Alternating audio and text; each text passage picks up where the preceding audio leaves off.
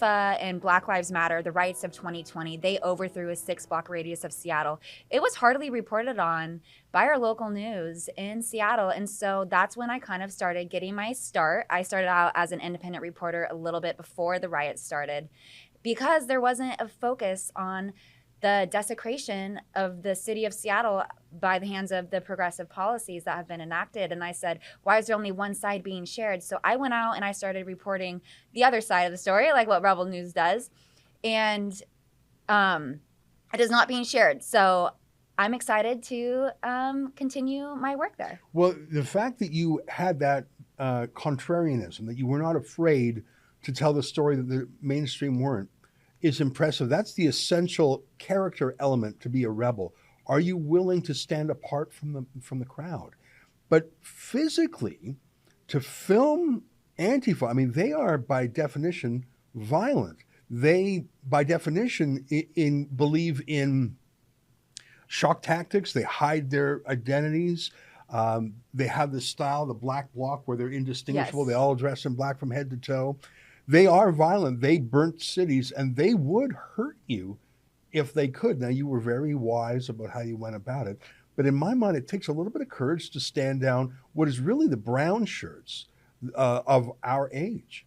Oh, I absolutely agree. And so when I started going out there in the beginning, they like to attack reporters because they consider people out there with phones as cops. They think that cameras are cops. So they hate the police, and reporters go and they don't want their crimes to be filmed. So I've actually been attacked by them a few times, not any violent assaults, but they use intimidation tactics to silence who they believe is their opposition. So not only have they physically assaulted me, but they have come to my apartment and they know where I live. They have slashed my tires multiple times.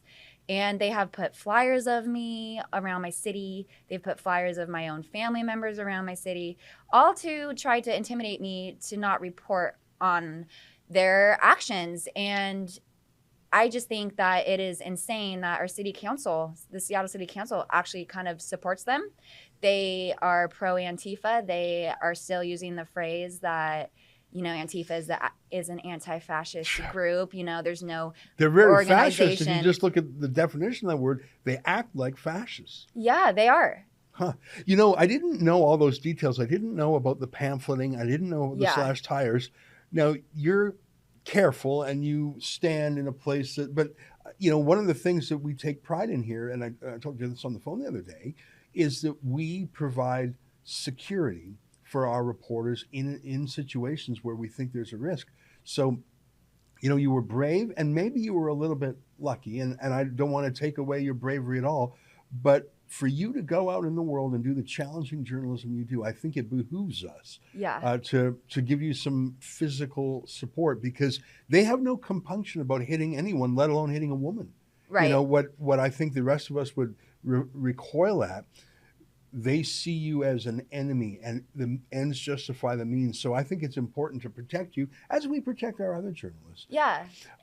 So you really made a name for yourself in the Pacific Northwest, but you also travel around the United States. Mm-hmm. And tell us, I saw your reports, but give me your sense of how it was covering a political movement in another country. I take it that you, like me, don't have a particular connection to the Netherlands. So, the Dutch language and the politics is as new to you as it is to me. But I think you guys figured it out pretty well and did some good coverage. What was it like out there? Yeah, so it was definitely challenging. And I think for me, the most eye-opening part was how educated the people from the Netherlands are about the World Economic Forum and the Great Reset. And they all knew what was happening on a larger scale behind the scenes. If I were to ask people about the Great Reset or the World Economic Forum in the United States, I think hardly anyone would know what they even were. Yeah. So the fact that that the World Economic Forum is actively imposing these policies on the people, the Dutch people, and they are fighting back against it, you got to go, this isn't just going to happen in the Netherlands, it's going to be happening on a global scale. So how do you educate the people? And that's why I think it's so important that Rebel News went out there to share this important story. It was definitely a challenging experience I've never reported internationally before. So figuring out leads, who to talk to. Mm-hmm. I know Lewis and Lincoln and I did a great job trying to figure out where the protests were. There wasn't one central location. Because it was very organic and popping up like whack-a-mole. It was. And so the country's pretty small. So we would wake up super early, drive to one protest, try to cover it, get a new lead. Let's check this out. It was great. And I think that we all did a great job sharing the story, and the documentary that you guys are putting out is excellent, and I think everyone should watch it. Well, I think you guys did do a great job, and the viewership, and on both on video and even on Twitter, you, Lincoln, and Lewis were almost the only voices in the English language telling the story of the Netherlands around the world. And what's interesting to me is how the government journalists, and there's a lot of government journalists in the Netherlands, I think most journalists there either work directly for the government or are subsidized by the government.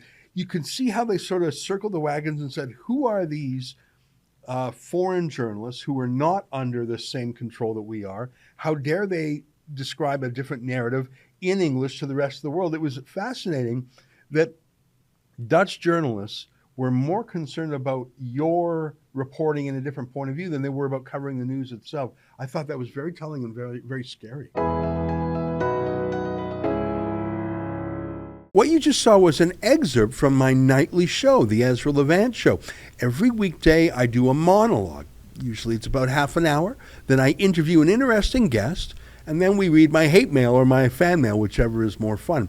It's only available behind a paywall, though. That's how we pay our bills here at Rebel News. We don't take a dime from Justin Trudeau. But the good news is it's only $8 a month, about half the price of Netflix. And in addition to my nightly show, you also get weekly shows from 4 other friends here at Rebel News. So you're getting 36 shows a month just for $8. I think it's worth it. And even if you're not quite sure, do it anyways, because we rely on viewers like you to keep us free and independent. I promise you I'll never take a dime from Trudeau. Just go to rebelnewsplus.com and click subscribe. Thanks.